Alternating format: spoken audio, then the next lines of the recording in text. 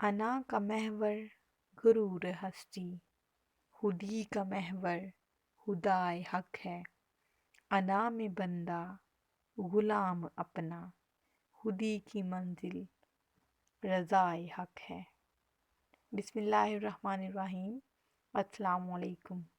Professors lecture میں آپ لوگوں کو خوش آمدید کہتی ہوں۔ میں پر امید ہوں کہ آپ سب خدا کے فضل و کرم سے ٹھیک ہوں گے اور خدا کی رحمت تلے اپنی اپنی منزلوں کی طرف گامزن ہوں گے۔ آج جو میرا ٹاپک ہے وہ ہے مکالمہ نویسی کے اصول، اس کی اقسام وغیرہ۔ ٹاپک کی طرف جانے سے پہلے آج کا پیغام سنیں۔ آج کا پیغام یہ ہے کہ کسی بادشاہ نے حضور اکرم صلی اللہ علیہ وآلہ وسلم کی خدمت اقدس میں ایک ماہر طبیب بھیجا کہ ضرورت کے وقت صحابہ رسول صلی اللہ علیہ وآلہ وسلم کا علاج معالجہ کیا کرے۔ وہ کئی سال عرب کی سرزمین پر رہا، لیکن کوئی شخص تجربہ کے لیے بھی اس کے پاس نہ آیا اور نہ کسی قسم کے علاج کی درخواست کی۔ وہ آخرکار حضور اکرم صلی اللہ علیہ وآلہ وسلم کی خدمت اقدس میں آیا اور شکایت کے لہجے میں کہا کہ اس خادم کو آپ صلی اللہ علیہ وآلہ وسلم کے ساتھیوں کے علاج و معالجہ کے لیے آپ جناب صلی اللہ علیہ وآلہ وسلم کی خدمت میں بھیجا گیا تھا، لیکن اس مدت میں کسی نے میری طرف توجہ بھی نہ کی کہ میں وہ خدمت بجا لاتا جو مجھے سونپی گئی تھی۔ حضور اکرم صلی اللہ علیہ وآلہ وسلم نے فرمایا کہ ان لوگوں کا کھانے کا طریقہ ایسا ہے کہ جب تک بھوک مجبور نہیں کرتی یہ نہیں کھاتے، اور ابھی بھوک باقی ہو تو یہ کھانے سے ہاتھ کھینچ لیتے ہیں۔ تو طبیب بولا کہ یہی تندرستی کا راز ہے۔ وہ آداب بجا لایا اور اپنے وطن واپس چلا گیا۔ اس حکایت سے ہمیں یہ سبق حاصل ہوتا ہے کہ کم کھانا اور ضرورت کے مطابق کھانا تندرستی کی علامت ہے۔ توانا، تندرست اور مضبوط رہنے کے لیے کھانے میں اعتدال انتہائی ضروری ہے۔ وہ لوگ ہمیشہ تندرستی جیسی نعمت سے مالا مال رہتے ہیں جو صرف بھوک مٹانے کے لیے چند لقمے حلق سے نیچے اتارتے ہیں اور بھوک مٹنے سے پہلے ہی اپنے ہاتھ کھانے سے کھینچ لیتے ہیں۔ حیوانوں کی طرح کھانا سوائے فاسد مادہ بنانے کے اور کچھ نہیں، البتہ بیماری لانے کا موجب ضرور بنتے ہیں۔ اردو گرامر میں جو چیزیں ہم شروع سے سیکھتے آ رہے ہیں اور جن چیزوں کا یا جن سوالات کا بورڈ میں ایک نام ہوتا ہے یا نمبر ہوتے ہیں اہم، ان میں مکالمہ جو ہے وہ اہم چیز ہے۔ 9ویں کلاس کے جو پیپر ہے اس میں بھی مکالمے کا سوال جو ہے وہ لازمی آتا ہے۔ اس کے علاوہ جب ہم ایف اے میں چلے جاتے ہیں تو وہاں پر بھی مکالمے کا سوال لازمی آتا ہے۔ بی اے کی سطح پر بھی مکالمے کا سوال جو ہے وہ لازمی آتا ہے۔ اس لیے کچھ سکولز میں اول جماعت سے ہی مکالمہ جو ہے وہ ضروری قرار دے دیا جاتا ہے اور بچوں کو اس کا طریقہ بھی سکھا دیا جاتا ہے۔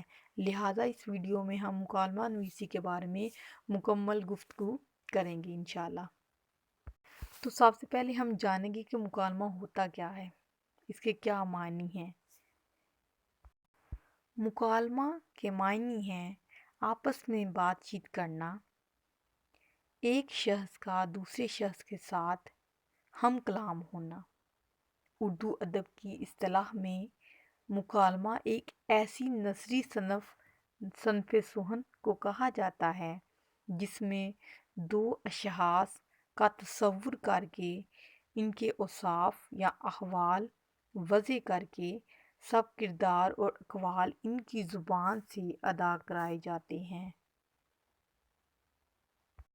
وہ مکالمہ ہے۔ ہر مکالمہ جو ہے وہ 3 اہم عناصر پر مشتمل ہوتا ہے۔ پہلا ہے موضوع، پھر ہے پلاٹ، پھر ہے کردار۔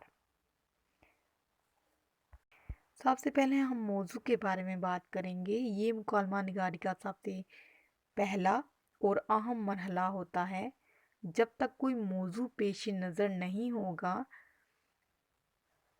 اس وقت تک مکالمے کی طرف پیش قدمی کرنا ناممکن ہے۔ اس لیے مکالمہ نگاری شروع کرنے سے پہلے ضروری ہے کہ کوئی موضوع متعین کر لیا جائے۔ مکالمے کے موضوع کی جب ہم بات کرتے ہیں تو موضوع کی کوئی قید نہیں ہے۔ کائنات کی چھوٹی سے چھوٹی یا بڑی سے بڑی چیز پر مکالمہ لکھا جا سکتا ہے۔ جیسا کہ علامہ محمد اقبال کی جو نظمیں ہیں وہ بھی مکالماتی صورت میں ہیں، جیسے پہاڑ اور گلہری، گائے اور بکری، یعنی ان کے بارے میں بھی ان کے مکالمات بھی لکھے ہیں انہوں نے، اور مکالمہ نگار اسے مکالمے کے رنگ میں رنگنے کی صلاحیت رکھتا ہو۔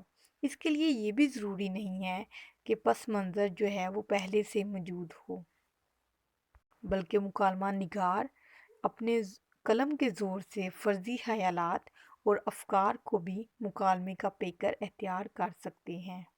مختصر میں یہ کہوں گی کہ موضوع کے حوالے سے سب کچھ مکالمہ نگار کی جو قلم کی قوت ہوتی ہے اس پر سارا دار و مدار ہوتا ہے، لیکن حقیقی زندگی سے جتنا اٹیچ ہوگا واقعات اور انسانی مسائل کو اگر موضوع بنانے میں اس کی اثر انگیزی میں 4 چاند لگائے جا سکتے ہیں۔ مطلب اس بات کا یہ ہے کہ اگر وہ انسانی مسائل کو اپنا موضوع بناتا ہے تو پھر اس کے مکالمے کو 4 چاند لگائے جا سکتے ہیں۔ اس لیے ضروری ہے کہ جب موضوع لکھنے لگیں تو اس کے ہر پہلو پر پہلے غور و فکر کر لینی چاہیے۔ دوسرے نمبر پہ ہمارا آ جاتا ہے پلاٹ۔ پلاٹ کیا ہے؟ موضوع کے حوالے سے مکالماتی روپ دیے ہوئے جملوں اور گفتگو کو 2 افراد کے طریقے اظہار کے ساتھ محسوس انداز میں ترتیب دینے کا نام جو ہے وہ پلاٹ ہے۔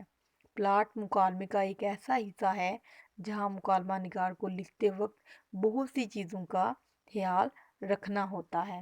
عام لوگوں کی بول چال زیادہ بہتر ہے یا ادیبانہ اسلوب، مطلب یہ اس بات کا کہ کن افراد کے لیے کون سی زبان جو ہے وہ زیادہ مناسب رہے گی۔ مثال کے طور پہ ایسا نہیں ہو سکتا کہ ایک استاد ہو اور وہ پھیری والے کی زبان استعمال کرتا ہو، یا ایک پھیری والا ہے تو وہ ایک استاد کی زبان جو ہے وہ استعمال کرتا ہو، ایسا ناممکن ہے۔ پھر کس مقام پر مختصر کلام کیا جائے اور کس جگہ پر تفصیلی کلام جو ہے وہ مناسب رہے گا۔ پھر اس کو نفسیات جو کردار ہیں ان کی نفسیات کے بارے میں بھی خیال رکھنا پڑے گا۔ پھر اس کو یہ بھی خیال رکھنا پڑے گا کہ کہاں نرمی اور ملائمت سے پیش آنا ہے اور کہاں پر غصہ جو لہجہ ہے اس کو لکھنا ہے۔ پھر کس کردار کو رنگ روپ زیب دیتا ہے اور کہیں سے بھی بے ربطی جو ہے وہ نہ چل کے، وغیرہ وغیرہ۔ مکالمے کے معیاری اور غیر معیاری ہونے کا دار و مدار پلاٹ کی ترتیب پر ہے۔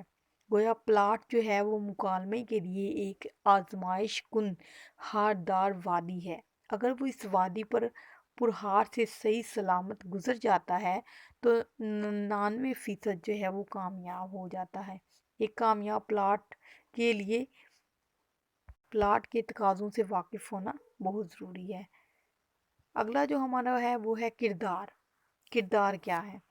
کردار سے مراد 2 افراد جو مکالمے کا حصہ ہوتے ہیں وہ کردار ڈرامے میں بھی نظر آتے ہیں، لیکن مکالمے میں جسمانی ایکٹنگ نہیں ہوتی، کیونکہ جس طرح جسمانی ایکٹنگ کو ڈرامے کی روح کہا جاتا ہے، اس طرح مکالمے کی روح کے لیے اس کو معیوب سمجھا جاتا ہے، کیونکہ مکالمے کا جو اصل مقصد ہوتا ہے وہ ہے اصلاح کرنا۔ اگلا جو ہے ہمارا ہوگا وہ ہے تسلسل۔ مکالمے میں جو واقعاتی اور مکالماتی تسلسل کا پایا جانا بہت ضروری ہے۔